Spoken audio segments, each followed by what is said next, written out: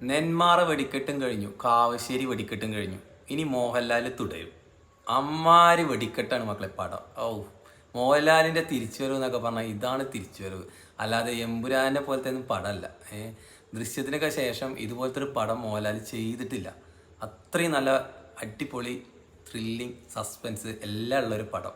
നഖവും രോമവും വരെ അഭിനയിക്കുന്ന മോഹൻലാലിനെ കുറിച്ച് പണ്ട് തിലകം പറഞ്ഞു കേട്ടിട്ടുണ്ട്.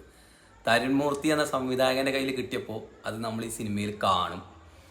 പിന്നെ ഇതിൽ എടുത്ത് പറയേണ്ട ഒരാളെ പ്രകാശ് വർമ്മ, അതിലെ വില്ലൻ.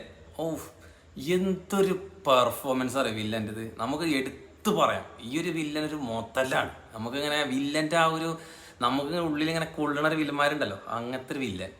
നമുക്കും കിട്ടിയ രണ്ടെണ്ണം കൊടുക്കണം തോന്നുമല്ലോ, അങ്ങനെ തോന്നും ഈ പടത്തിൽ. പിന്നെ ഇതിൽ അഭിനയിച്ചവർ ഓരോരുത്തരും ഒന്നിനൊന്നിന് വെച്ചാണ് തകർത്താടിയിട്ടുണ്ട്. ഒരു സസ്പെൻസിൽ ഇങ്ങനെ കൊണ്ടുപോകുന്നുണ്ട് പടം. നമ്മുടെ ആ ഒരു ക്ലൈമാക്സ് ഒക്കെ ഉണ്ടല്ലോ, ലാസ്റ്റ് എഴുതി കാട്ടുണ്ട് മോഹൻലാൽ തുടരും. ഈ ഒരു മോഹൻലാലിനെ തന്നെയാണ് മലയാളികൾ കുറേ കാലമായിട്ട് ആഗ്രഹിച്ചിരുന്നത്.